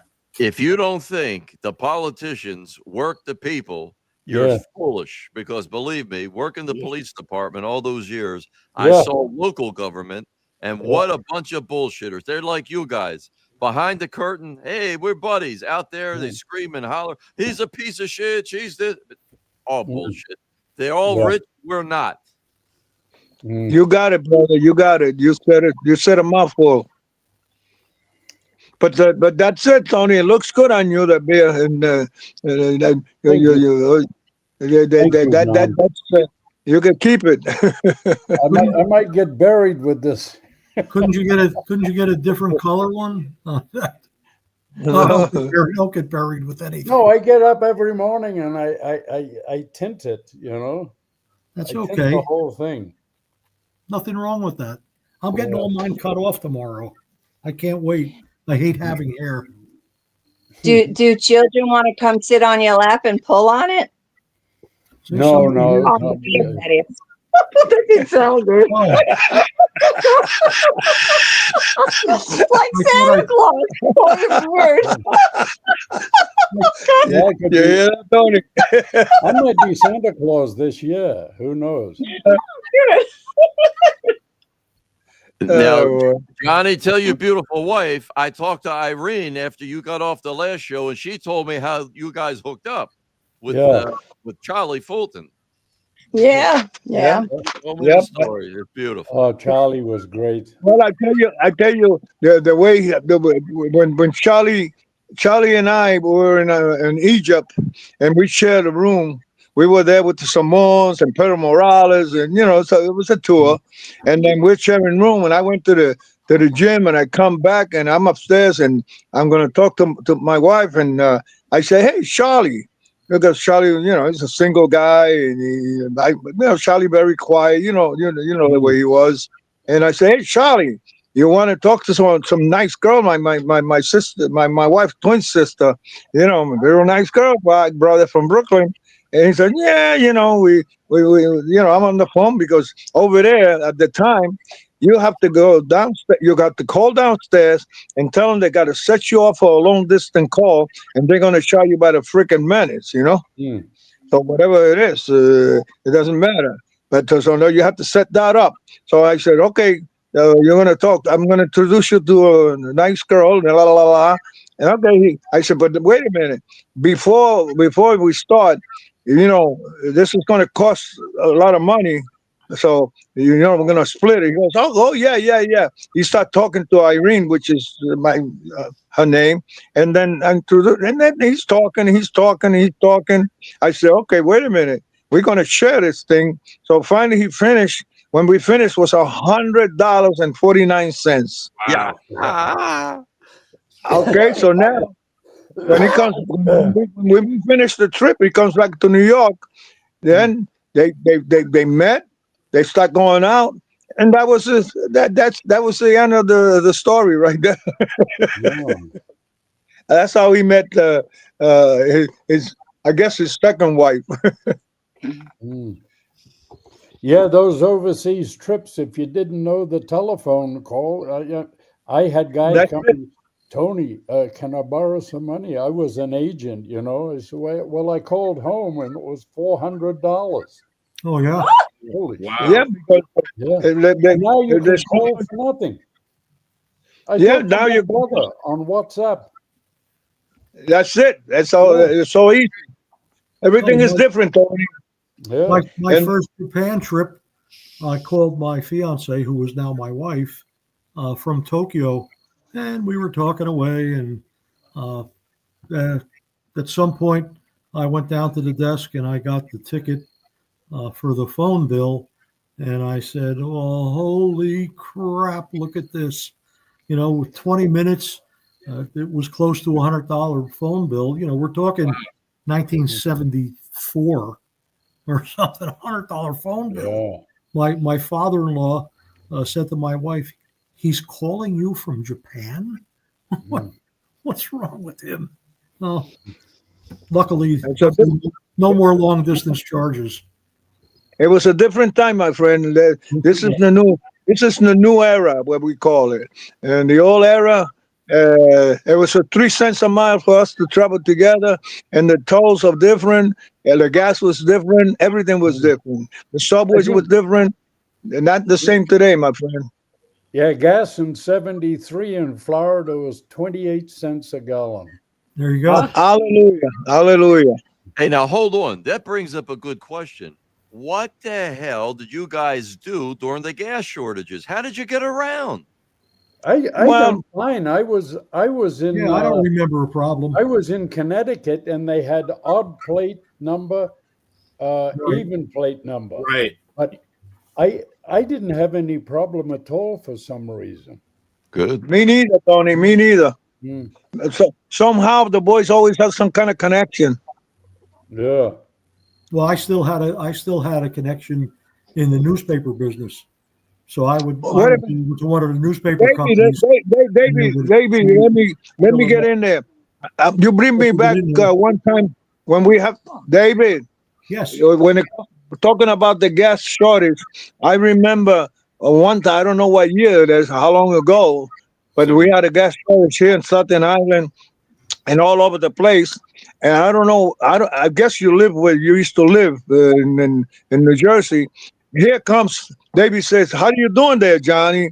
I said, "I don't know. I'm having trouble getting on the line over here at the Costco to get on line for gas because it'd be 3, 4, 5 blocks away." And he says, "Yeah, are you going to be home?" I said, "Sure. What's the matter?" I just want to know if you're going to be home. I said, "Yeah, I'm home. I'm not going to go nowhere. I can't use the gas." Maybe I would say an hour later, here's Davey right in front of my house with a whole bunch of gas. Oh. Remember that, David? now I remember. Yeah, my son worked for Conrail, and they had unlimited gas. And I said to Sean, "Listen, Johnny's got a couple of empty gas tanks," and Sean came over with a lot of gas, which I didn't feel really safe driving from Jersey to Staten Island with this gas in my car. But But you did it. we filled it up. You did it, brother. You did it. Mm. I never forget that Well, then why did you potato me so many times? because I was a lousy worker.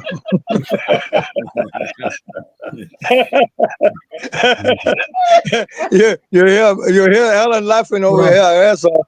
She's laughing her ass off. But I made you a baby face, didn't I? That's right. I remember you and I on the Spectrum. We tore a house down. Just another Two stop here. along the way. That's all. 2 heels tearing the house down. When I say to the guys, I could tear the house down with anybody, they look at me and say, "What the fuck are you talking about?" I said, "I take an axe or stuff and I start tearing the house down." Mm. Beautiful. They have no idea what that means. Right, Tony? Yeah, some of those references, they gone now, I guess. Well, I tell you, I'm going to tell you, my friend. Whenever I had to work with you, I had a smile on my face because I know I could go home with that suffering. And when I had to work with when I had to go work with a crowbar, I said, "Oh boy." We didn't have to believe me, like we did in Dubai. I pull your hair and you say, "Tony, Johnny, I think we got him," because you kept hearing. I said, "Yeah, I think we got him." Yeah, we got him all right. Simple things like that. We would read the crowd. Find out what they wanted. Like They don't know how to do that shit no more. They don't know how to do. We look at other matches. The previous to what was going on, and we see what the crowd was reacting to. Right. Yeah, exactly. Exactly. Well, you guys reacted to the crowd. You did what you thought the crowd would like. Where nowadays these guys, they're just going to get their shit in, and hopefully the crowd likes it. Yeah. Total polar opposite. Yeah. They just jumping around. They couldn't care less. They don't care what the crowd likes. They just want to know what they like. Yeah. You know what the problem is? They're trying to fucking remember the script, and Yeah. it's too confusing. Oh, They're not geez. having a match. They gotta remember the script. I went to one of those pay-per-view shows. I would say now about a month or so ago. They call it the TNA and WWE pay-per-view thing, and somewhere in Queens, they had me go there with Tommy Dreamer. Brought me in there because one of the girls that I trained that was in there, and I went back in the dressing room. I was on the days for a couple of hours because I have no idea what was going on with these guys walking back and forth talking to themselves. They have so much in their mind about what they're going to do in the ring. But then I had to go to the bathroom, and then I had to walk about half a block before I got to the bathroom and back in that arena. And I'm passing on the right side. I see like three nurses and maybe 2 doctors and about 3 guys laying down. Then they're massaging and they putting some kind of thing on it. The guys that already did match, I said, "What the heck? How many guys did they get hurt?" I didn't even know they had that today. We're lucky we had a doctor in the house. And I said, "Look at this. All that high spot they did, and they're getting hurt. That means that these guys are not really know how to take bumps. So they don't know how to protect themselves." I was so shocked when I saw that. I said, I'm glad this is a different era for us. Yeah, I couldn't do it. You can do it. Me neither. Yeah. Me I neither. couldn't And do it. believe me, I could take bumps any way I want. But I learned that. Well, my ages are, and I'm still here. Yeah. The difference is they don't work every night like you guys used to, or they could. Oh, yeah. Well, there's the difference right there. That's right. You said. I mean, if we were You hurt said and you didn't work, you didn't get paid Yeah. most of the time. So we worked hurt, and I'm not crying about it. I've had. I told the pain management doctor today. She looked at an MRI and she said, "Well, what happened? Were you in an accident?" I've had 14 or 15 major orthopedic surgeries. You were Wow. you were in 14 an or accident 15. every night almost. I don't even count the procedures, the epidurals and the shots and all of that stuff. I think this last knee replacement was either the 8th or 9th knee surgery. Wow. Both hips are, both knees are replaced. Wow. Both hips are replaced, and both hips I had labrum surgeries on them first. My Achilles is reconstructed. I had to get my back fixed, and here I am, starting early this morning at this doctor, making arrangements for October 6th. We're going to go in there and we're going to deaden a couple of discs and vertebrae to see if I can stand up straight a little bit. Wow. But we worked every I told single night. I told you to stop taking those big bumps. Yeah, I know you did. Yeah. But you know what? I didn't take the big. We all did what we did to sell our product, and it's because we cared enough to be able to say to each other in the ring, "We got him. We got him." Right. And that's what we did. As a heel, we did what the fans absolutely hated because they wanted to see Tony really, really make a comeback and kick us all over the ring. And that's what The only thing they got now is that it's a different era with all the bullshit going on. And if you get locked in, at least you're making fucking money. In those days, I don't know who got lucky to save a few bucks, okay, and was able to do it. But today, if you get in and they lock you in, then at least you're gonna have something going. I hope you could survive to enjoy it. But they'll never have what we had. We were in No, golden age. exactly. They'll never have that. They'll never understand it. They'll never know what it was like in the territories. They'll never know what it was like to work a program that There is no love against the workers. We remember how much love we have for each other, and the sense that no matter how many years pass, we still wish that we could touch, shake hands, or give her a hug or something, and talk for a couple of minutes. That's something that's worth more than any kind of money. And the Yeah, mutual respect that you Isn't that have right, for each other. Yeah, There's I no always say, selling. you know, when I go to an autograph session or a wrestling convention, you know, I get more hugs there than I do at a gay parade. Okay, Tony, That's right, don't quit that day 100%. job, Tony. Yeah, That's it. Back to wrestling. 100%, Tony. 100%. yeah. But We- you we guys always- had mutual we always respect have for a- each other. That was it. The love, it was like, I got to sell for you today. They just get the devastating move and they get up and walk away like nothing happened. It's like, Yeah. no, you just got crushed, you idiot. Stay You got down. powerbombed through 19 tables. You shouldn't be walking right now.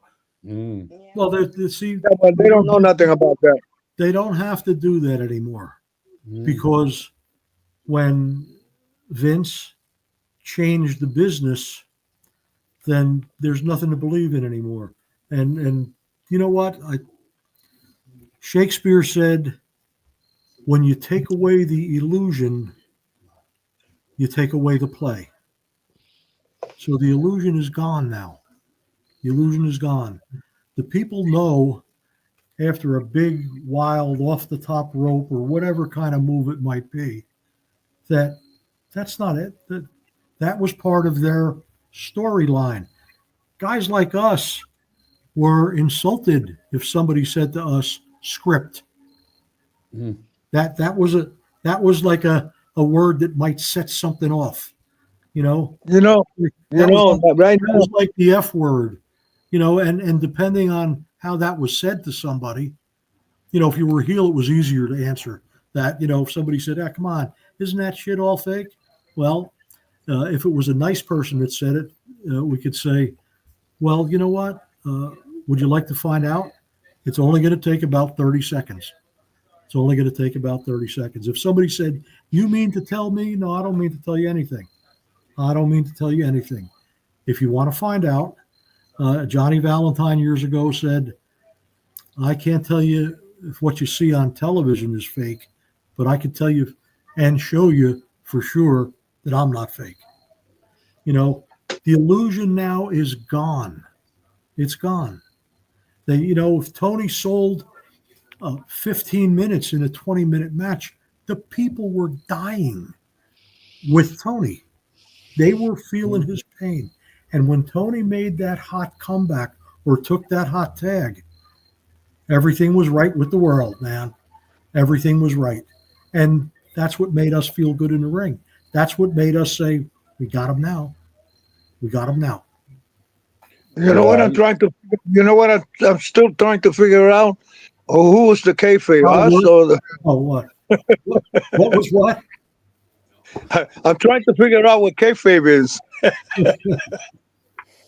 There is no Tony, kayfabe. stop laughing. I want to know what kayfabe is. Maybe I can learn the game all over again.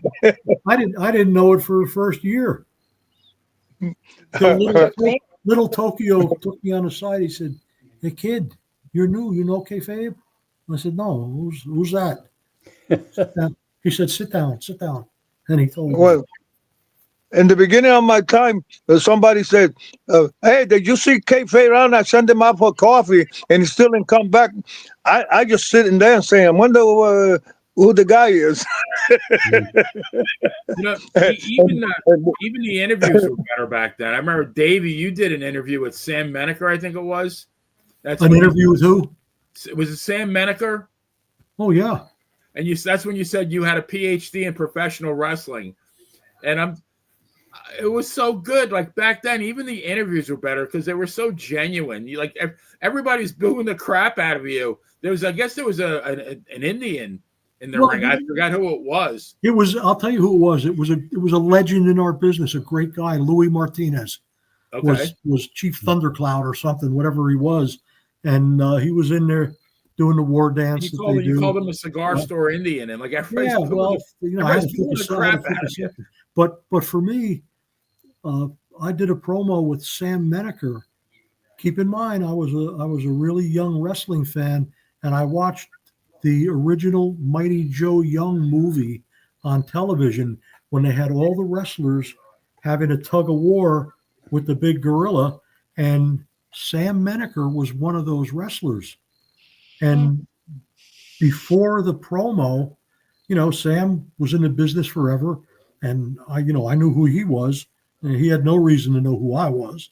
And I said to him, Mr. Menaker, I got to tell you something, and you're an absolute star for me. I saw you in the Mighty Joe Young movie, and it made him feel good. He said, "Yeah, you remember that?" Do I remember it?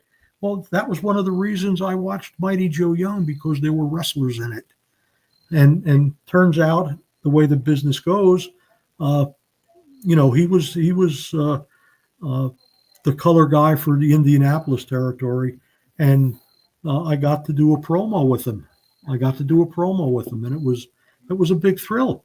It was a big thrill. It was a high spot for me, a high point in my time in the business, because there was another legend that I got to have personal contact with and work with. And, that was really something. Listen, I worked with Ray Stevens.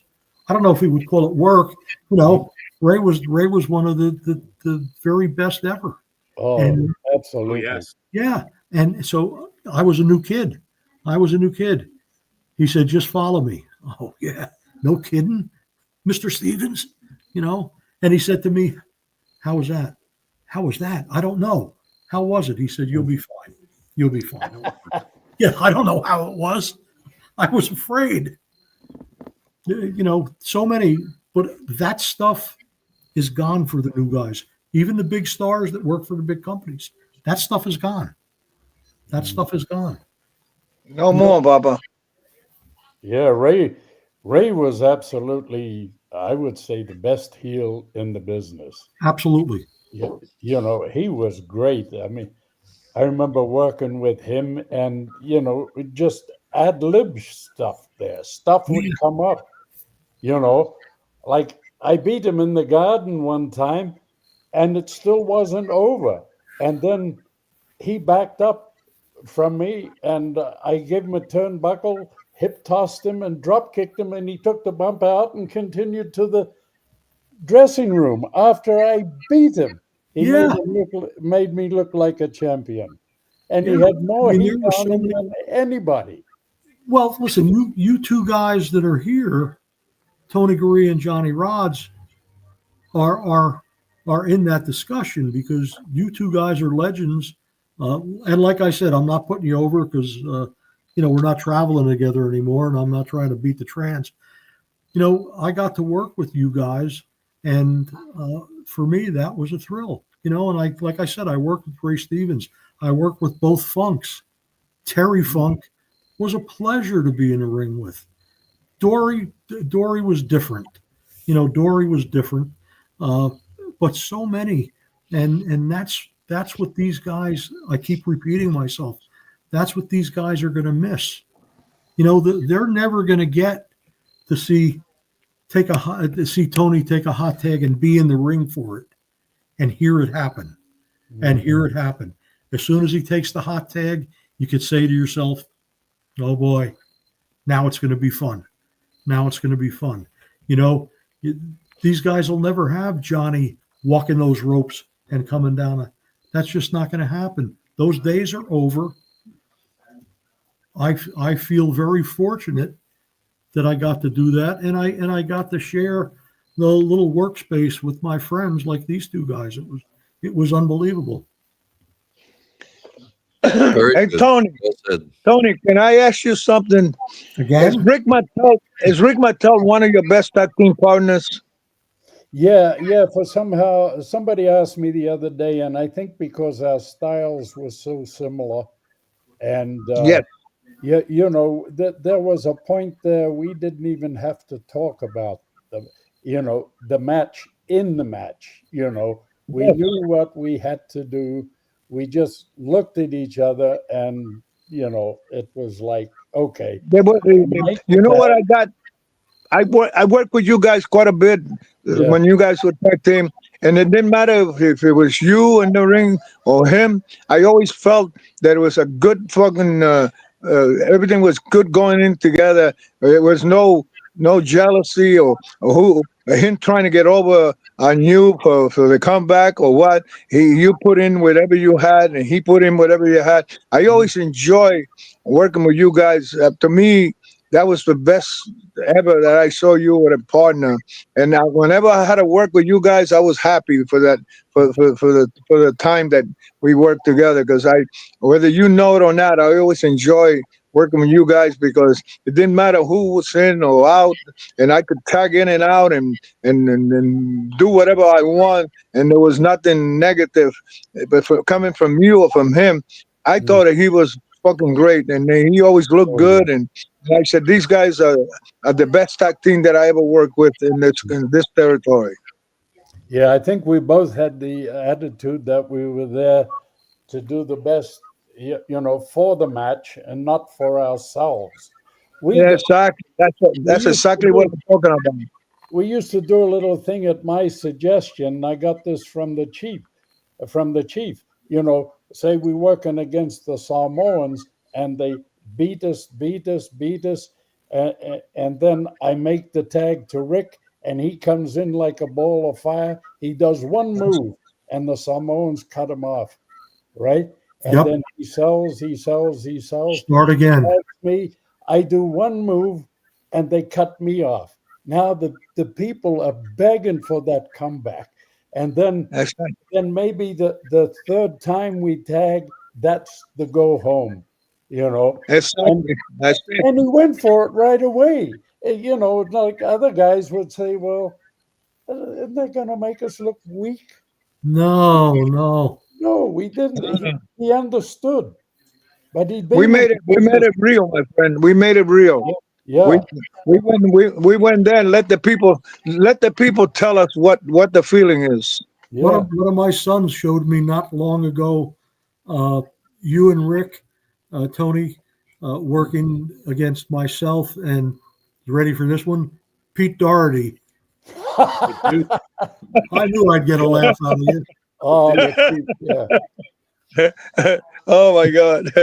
I love him. I forgot his nickname. He was the Duke of Dorchester. Yeah, he was Duke of Dorchester. He was like an all-night gas station, man. It's never a dull moment. You know who gave him the name, Tony? Chief gave him the name. Yeah, Chief gave a lot of guys names. And we saw the tag, and just like Tony just said, take the tag, shut him down. Another tag, shut him down. By the third time, the people wanted this to happen so bad. Yeah. They wanted this thing, and when it finally was time, boom. It was unbelievable. It was unbelievable. Like I said, I'm in there to entertain the crowd, and I don't care how I get it.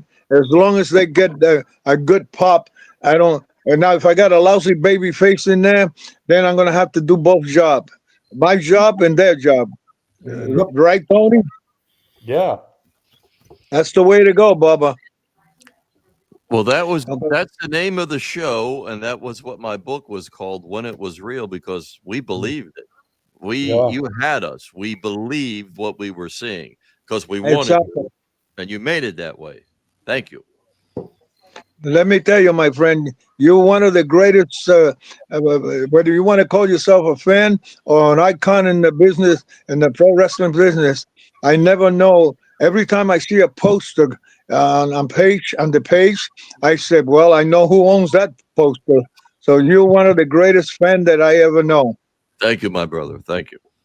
I appreciate it. You're and your partner next to you. Well, you guys know about history of wrestling. I thought I knew a little bit. Oh, you got it. Look at Tony saying over there. I like to get a 3 cents. I like to get a 3 cents a mile. I'd like to get or $1 a mile. If I got $1 a mile for the miles I did, I don't know. I think I have a few bucks by now. Mm. Amen. That's for sure. Well, Benny, what do you say? Are we good? Yeah. Do we let him go, or we Yeah. make him stay? Well, we're about an hour and 50 minutes in. We killed the town. Yeah. No, you killed the town. No, people are Well, loving. all I can tell you, I don't see you guys. No, We we still don't. have everybody here, though. Nobody left. We don't see each other too much. We don't see our faces too much. But when we do this together like this, it's a pleasure to be able to look at Tony and my pal over there, Davey O'Hannon, and you guys are regulars like with us. We know each other. So what a pleasure it is to be shooting the shit, like we call it, and shooting the gap. And then it doesn't happen. It doesn't happen. So it's a blessing that we could still do this. Isn't that right, Tony? Yeah, and as long as the memory's here, so don't let us go too long because we'll forget our names. There you go. I always say I'm pretty close to hiding my own Easter eggs. That's great. I finished a half a bottle of whatever it was, red wine here, and I'm going to drink it to you guys. I'm going to wish you a lot of blessing to all of us. I guess I'll see you Saturday, my friend Davey O'Hannon. Well, I'll call you tomorrow, and we'll finish the plan. Yes, you guys could call me anytime. Tony, I hope I meet you down the road, brother. And stay well. And I'm then going to be in New Jersey, I think November the 8th, but I don't know where. Well, or maybe I do know, and I forgot. I don't know. Well, or maybe you were already there. That's what happened, Tony. That's what happened. Tony, that's what happened when you follow Johnny Rodz around. You're trying to catch up with my age already. Yeah. Well, I'll tell you guys something as a fan, though. You know, I won't even watch the WWE from last week. Yeah. But like this week, I watched a match with Davey and Bobo Brazil. I'll do that all the time because like that means something to me. You know, I'll watch you guys any day of the week. I couldn't even tell you who wrestled on SmackDown 2 weeks ago. Wow. Well, I tell you what. Whenever I want to watch wrestling, I go back to the Spectrum with me and Jose Estrada against Tony and Travis. I can enjoy that any time of the day, even if I have to walk with one leg. And that anniversary is tomorrow, September the 18th from 1982. Can you believe that? Wow. 3 years. Wow. Yes. Okay, a lot of blessings to you guys, and keep it going. I'll talk to you tomorrow, John. Yep, yes. And Tony, God bless you on your trip, okay, brother? Thank you, Johnny. It was good seeing you guys. Great seeing Yes, you. yes. Anytime, brother. Anytime. Maybe I'll make it down to New Jersey sometime. Well, listen, if you do get down to New Jersey, let's try to connect in some way. Yeah. We're in the Atlantic City area. Yeah, I'm going to do a trip and stop off and see people, but that'll be before I die. Yeah, I hope so. Yeah, that's a good thought, Tony. It'll be easier that way. Whenever you come box, you don't have to pay trans afterwards, though, right? Well, Tony, you come close to see David. You gotta let me know because I would love to shadow while. Yeah. Yep. We'll make sure. We're still here. We're still here, my friend. Mm-hmm. And you guys over there with this thing, you're the best. I want to bless you guys. Okay. Thank you. Yeah, I can't see this show happening 50 years from now, like with the guys who wrestle today, because they don't have the camaraderie that you guys have, because they don't travel the highways and the byways together. They each go their own way after every match. They don't have that anymore. It doesn't exist. They have no idea what the connection is. Right. They don't know nothing about the connection. Well, not to put on this thing, because like the three of us probably have to go to the bathroom. But I tell you what, this might. You really have. Hey Tony, before you go, Baby and I gotta make a last trip to Albany next month. Oh yeah. Yep. October Yeah. October 20th. No, I'm sorry. October 12th. Johnny is being inducted into the International Professional Wrestling Hall of Fame, and Wow. That's he a has big asked me to do the induction for him. Beautiful. So we're making a trip up to Albany, and if anybody's listening, I guess there's tickets available there. However you get them, but go check out the International Professional Wrestling Hall of Fame. And, Tony Alice getting inducted. Rocky Johnson is getting inducted. Tito Santana, Tricia Stratus. I don't know who else, but all I know is that I got to make that trip to Albany again. I guess Basil Bata is not getting inducted though, right? Yeah, Well, you could take the Taconic Parkway and save the toll. Yep. There you go. I'm just being frugal. Yeah, oh, good. Well, some things never change. See that? Yeah. Well, that's Gotta great. save Well, that money. listen, thanks so much for having me with the two legends in our business that I'm lucky enough to be able to call my friends. I hope we get together and get to see each other in person before too long. And Benny and Nick, thanks so much for having me. I'm flattered. I'm humbled Our that pleasure. I'm even included in this stuff. So Always. thank you Always. again. Yes. Our You pleasure. guys gotta call this connection the friendly show. Yeah. Well, we called it the Three Amigos, but I heard Ellen back there. She was having a good time, so that was great. Oh, she joined in. She believe me. I heard a lot of laughter. Yes. She enjoys she enjoyed the life, my life that in it, and that's the only problem that we don't have. See, I mean, we're going now for I think 48 years now. My God, God bless. That's great. Wow. Yep. So it's some guys go around twice, but this is my life. So, and we have a whole bunch of grandkids and everything else. So I guess this is the a good high spot. Yes, absolutely. Very good. Yeah. So, like I said, guys, it was a pleasure. Whenever you guys want to close it up, I'm here. And whenever you want to come back, I'm here still. Beautiful. All right. And this is one of the good. Before we What I'm close going to say, this is one of the good one because I have not only I got this the bump taker in front of me, but then Tony over there with that good beard and that good set of hair. I'm a little jealous now. I got no hair no more. I got a little Van Dyke, what you want to call it. There you go. Good, all right, A lot Benny, of what do you got? all right, well, we got to close it. I wrote a poem for these guys, so I got to close it with that because, Nikita, like you said, you had, a rough childhood. My mom, when I was 15, she had a really bad case of cancer. She was in the Downstate Medical Center in Manhattan, probably like on and off for about a year and a half. And wrestling is what helped me keep my sanity.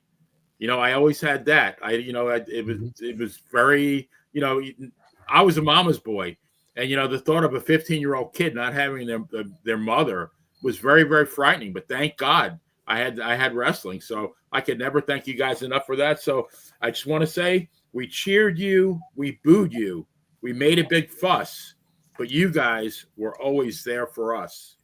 Chatting with you tonight, man, it's surreal. It takes me back to when it was real. Oh, thank you. Thank you, my friend. All right. Good night, guys.